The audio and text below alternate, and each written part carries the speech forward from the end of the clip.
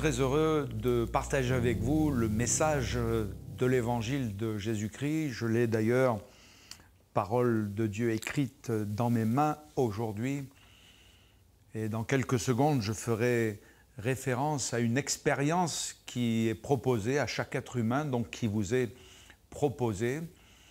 Cette expérience est l'expérience de la nouvelle naissance. Et il est écrit dans ce texte de la lettre aux Galates, au chapitre 6 et au verset 15, « Ce qui est quelque chose, c'est d'être une nouvelle créature. » Ce qui est essentiel pour Dieu, avec Dieu, mais aussi pour vous, c'est d'être une nouvelle créature. Voyez-vous, l'évangile que nous annonçons en la personne de Jésus ne nous propose pas une nouvelle religion, un nouveau système, une nouvelle voiture, une nouveauté quelconque, mais en la personne de Jésus, l'évangile propose à chaque être humain une nouvelle vie. Ce qui est important, c'est d'être une nouvelle créature. Et Jésus l'a souvent souligné dans l'évangile, il dira à cet homme qui est venu le rencontrer de nuit, il s'appelle Nicodème, il faut naître de nouveau.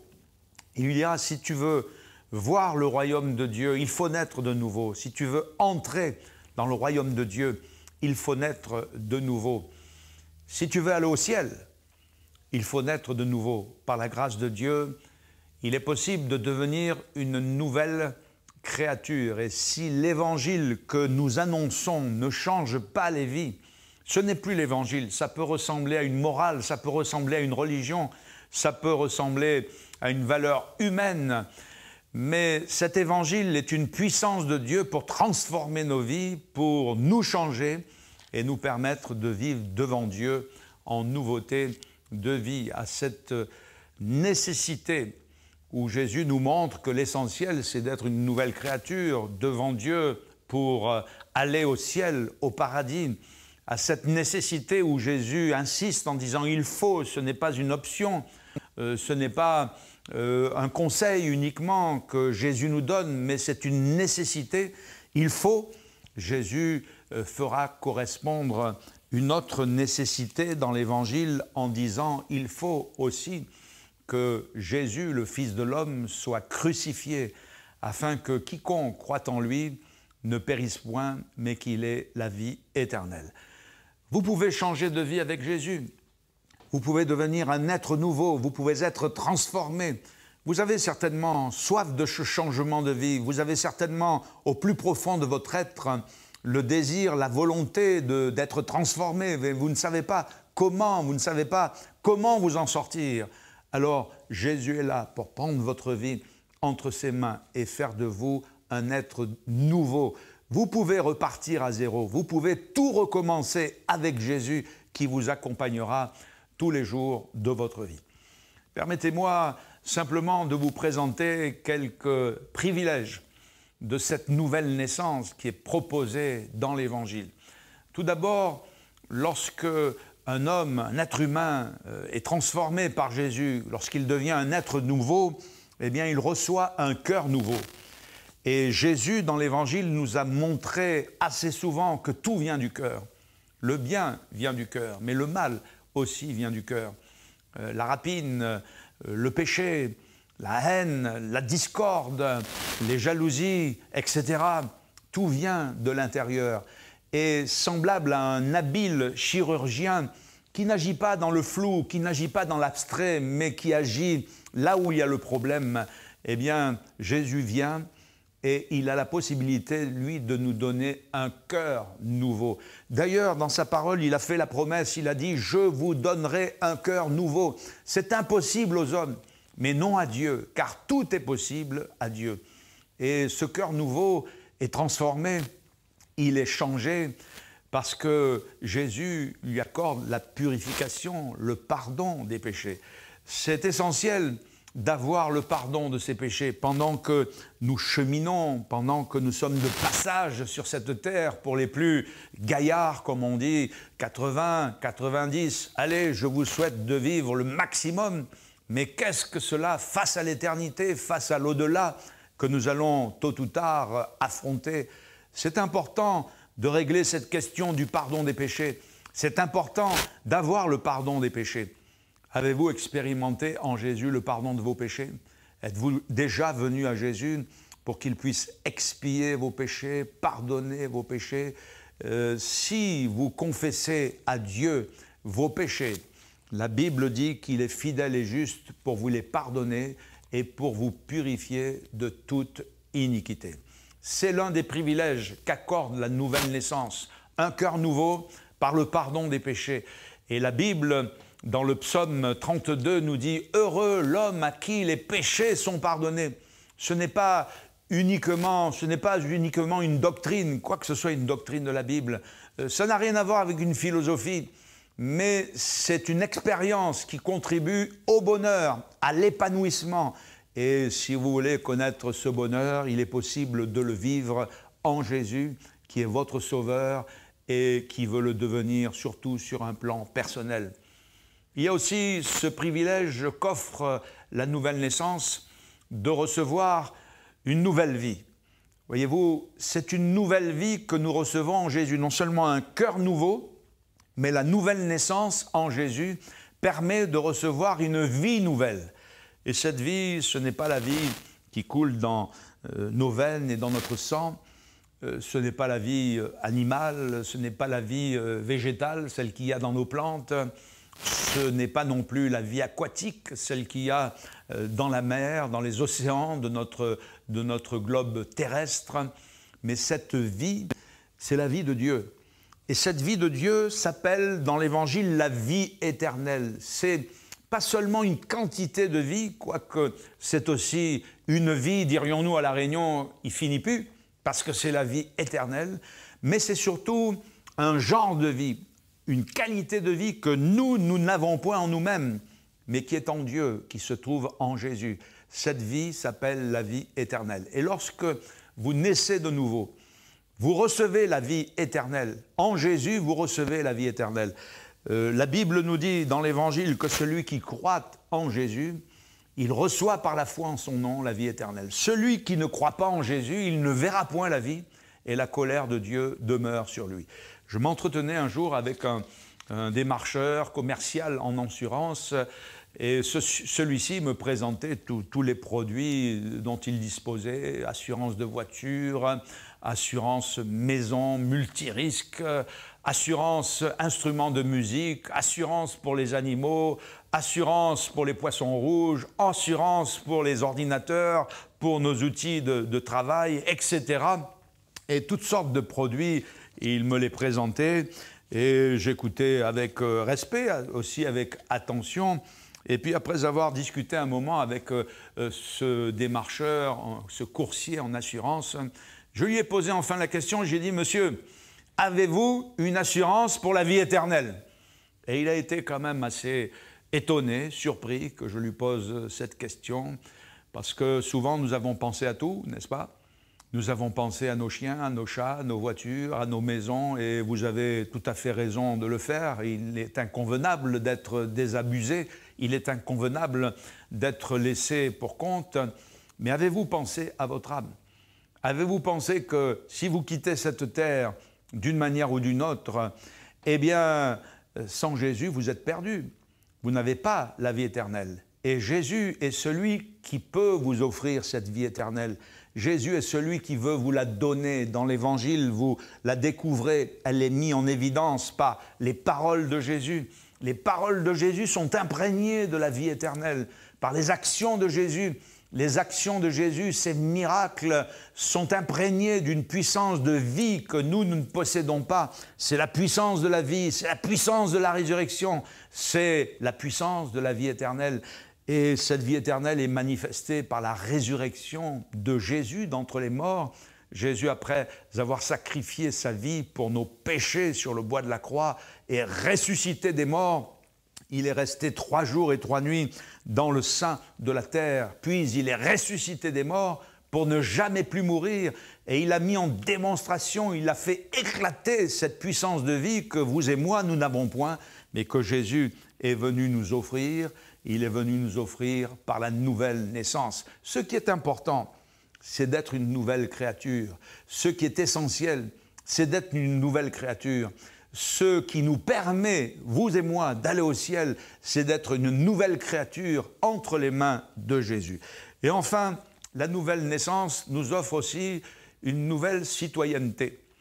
Voyez-vous, il ne s'agit pas ici d'être citoyen réunionnais ou citoyen français, nous le sommes certainement pour une majorité.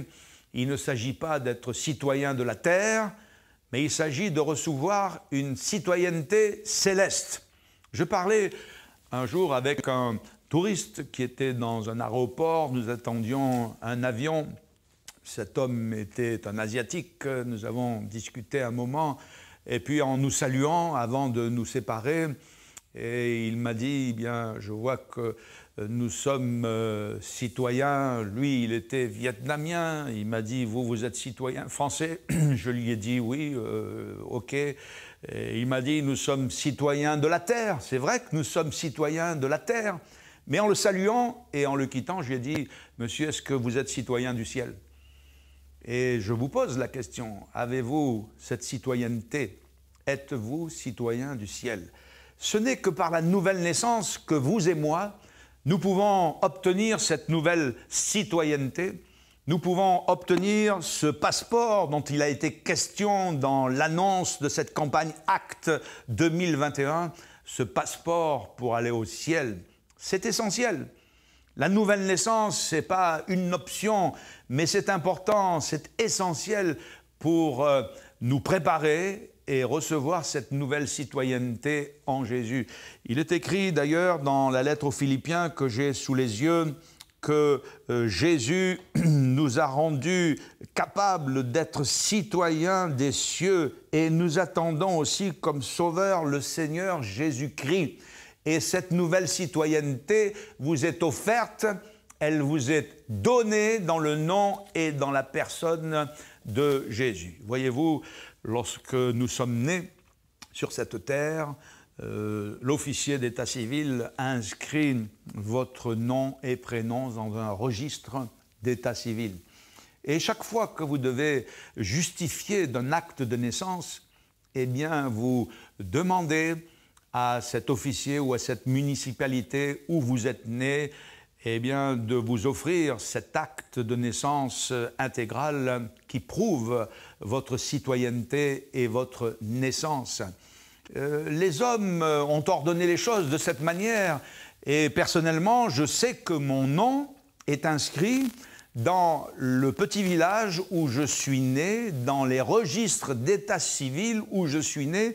Mon père, à l'époque, a dû se déplacer, reconnaître mon nom, mon prénom dans cette petite commune là où je suis né. Et chaque fois que je dois le justifier, eh bien, je demande un acte de naissance. Si nous, les hommes, nous le faisons pour nos enfants qui naissent, qui viennent au monde, et si les êtres humains ont organisé cela de cette façon, Dieu est encore plus grand que nous. Et il y a en quelque sorte comme un registre d'état civil céleste dans lequel les noms de celles et ceux qui naissent de nouveau, les noms de celles et ceux qui acceptent Christ, les noms de ceux qui se convertissent, qui reçoivent un cœur nouveau, qui reçoivent cette vie nouvelle, eh bien, sont inscrits dans les cieux. Et voilà pourquoi Jésus certainement disait « Réjouissez-vous de ce que votre nom est inscrit dans les cieux. » Moi, je sais que mon nom est inscrit dans les cieux. Mais est-ce que vous êtes citoyen du ciel? Est-ce que votre nom est inscrit dans les cieux? Ce n'est que lorsque nous naissons de nouveau. Ce n'est que lorsque nous recevons ce cœur nouveau, rendu capable par la puissance de Dieu. Ce n'est que lorsque nous invitons Jésus et que nous recevons sa vie, cette vie nouvelle qui est la vie éternelle, que nous devenons des citoyens du ciel et que nous savons où nous allons. Parce qu'il y a deux portes, deux chemins, deux destinations. Une porte large, un chemin spacieux qui, hélas, conduit à la perdition. Et Jésus, avec beaucoup de regrets et de tristesse, dit, il y en a beaucoup qui sont sur cette route. Il y a un chemin étroit, une porte resserrée, où lorsqu'on l'emprunte, il convient d'y laisser son orgueil, son péché, ses fautes, son ancienne vie de misère qui très souvent est comme un carcan. Mais d'aller avec Jésus sur cette route, ce n'est pas le chemin le plus facile, c'est peut-être l'un des plus durs. Mais sur ce chemin, la présence de Jésus vous accompagne. Et si ce n'est pas le plus facile des chemins, c'est le meilleur des chemins, parce qu'il conduit à la vie et à la vie éternelle. Oui, ce qui est essentiel, ce qui est important, c'est d'être une nouvelle créature. Ce qui vous permet d'aller au ciel, d'avoir l'assurance d'aller au ciel, c'est d'être avec Jésus, parce que vous recevez ce cœur nouveau, vous recevez la vie éternelle, vous recevez surtout cette nouvelle citoyenneté et l'assurance d'être citoyen du ciel. Quelle est votre vie? Quel est l'état de votre vie? Peut-être que quelqu'un dit, ma vie, elle est sale, elle est misérable. Quelle est votre vie? Peut-être quelqu'un dira, ma vie est en 1000 morceaux, je ne sais pas comment la reconstruire, je ne sais pas comment faire. Quelqu'un dira, mais ma vie, elle est en désaccord avec Dieu, j'ai vécu n'importe comment. L'essentiel aujourd'hui, c'est que vous vous approchiez de Jésus et que vous puissiez remettre votre vie entre ses mains. Entre les mains de Jésus, votre vie peut être transformée. Entre les mains de Jésus, ce divin maître, votre vie peut être changée. Il a le pouvoir de faire de vous un être nouveau. Il a la capacité de vous permettre de repartir à zéro. Levez la tête, reprenez courage. Si vous pleurez, si vous pliez sous un fardeau, quel qu'il soit, Jésus a le pouvoir de vous redresser. Et je dirais pour terminer ce simple message que vous n'avez pas choisi de naître, vous n'avez pas choisi de venir sur cette terre, mais vous avez la possibilité de choisir, de naître de nouveau. Jésus vous en offre ce choix aujourd'hui. Choisissez la vie, tournez-vous vers Jésus et vous verrez la gloire de Dieu dans votre vie. Je voudrais simplement prier pour vous qui avez écouté ces paroles et demander à Dieu de les bénir dans votre propre vie et de vous bénir aussi en conséquence. Seigneur, j'ai annoncé simplement cet évangile qui est marqué dans ce livre, mais en même temps que tu adresses à chaque être humain et à ces personnes qui ont entendu ce message. Je te prie en particulier, Seigneur, pour celui qui aspire à un changement. Je te prie pour celui qui serait au bout du rouleau. Je te prie pour ce jeune dont la vie serait entachée ou bien encombrée par les addictions. Je te prie, Seigneur, pour cette personne dont la vie de misère ne lui a rien rapporté et qui entend cette bonne nouvelle, la bonne nouvelle de la grâce de Dieu, la bonne nouvelle du salut, la bonne nouvelle du ciel. Fais du bien à toute personne qui a entendu et qui vient à toi en cet instant. Seigneur, je sais que tu ne rejettes personne. Tu as dit, si quelqu'un vient à moi, je ne le mettrai pas dehors. Tu nous accueilles comme un père accueille ses enfants. Tu nous accueilles avec beaucoup de tendresse, comme une mère de famille serrerait son enfant dans ses bras pour nous faire du bien, manifester ta grâce et ton amour. Gloire à ton nom, Jésus. Merci, Seigneur. Amen. Que le Seigneur vous encourage et qu'il vous bénisse abondamment.